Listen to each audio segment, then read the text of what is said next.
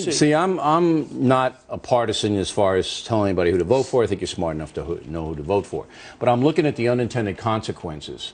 And this is all about Iraq. Isn't it interesting that Iraq now, this Muslim country that 10 years ago nobody even heard of, all right, is now impacting on how we... Sure. Because again, if Iraq had been pacified the way Afghanistan is, if it had been a successful military campaign, Bush would 60%.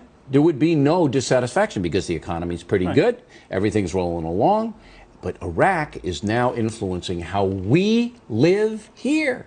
You know, I watch this as somebody who used to plan elections, and if you had said to me, the Dow's going to break 12,000, we're going to set records in the stock market, people are going to have more money in their savings, more money in their pension plan, we're going to see gasoline drop back down by about $1 a gallon, decline in price, I would have said that's a pretty good...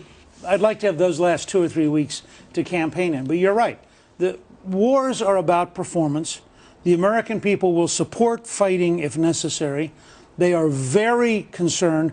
The majority do not want to withdraw. I mean, the truth is, in a straight up and down vote, the Nancy Pelosi, Howard Dean unilateral withdrawal argument would get about 25% of the vote. But people don't want to just stay the course. They don't want to be told, we're not going to change. Okay, and I agree with that, but it is the Iraqis' fault. The Iraqis are the ones that are killing each other. The Iraqi militias in the south have allied themselves with Iran. The Iraqis are harboring al-Qaeda. Al-Qaeda couldn't exist in the country without Iraqi complicity. So it is the Iraqis' fault, and to give them a pass is ridiculous. Now, our fault is we didn't anticipate the fact. Our fault is, America's fault, the Bush administration's fault is, we didn't anticipate that the Iraqis wouldn't step up. We thought they would, remember? We were going to be greeted with flags as conquerors. No, I think that's vital. But look, we were successful in Afghanistan, and nobody thought that we would overthrow the Taliban in that way. So we were successful. Unfortunately, Afghanistan's going backwards, which I think speaks to part of the problem with the focus of effort on Iraq. We risk losing the progress that had been made in Afghanistan. Now you're just that's not true. There's always going to be a Taliban insurrection as long as they have mountain. No, it's not. Every military analyst working for our thing says most of that country is pacified. Maybe you should be talking to the people on the ground then, because they're concerned about the situation there. You're just parroting a left-wing line that America doesn't know what it's doing. I'm parroting conversations with commanders who are in uniform serving bravely in Afghanistan. So have I, and our information is that there's no danger at all of the Taliban reclaiming that country. None. They'll be annoying. There'll be guerrilla warfare. It will not happen. I believe that.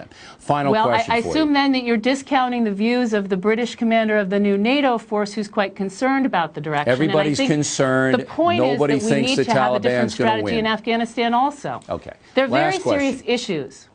The Bush administration has won a victory in Afghanistan, I believe, and they've also decimated al-Qaeda. So they've got 2 wins and a loss. A loss not means that it can't turn out, but it's certainly, as you put it, chaotic in Iraq.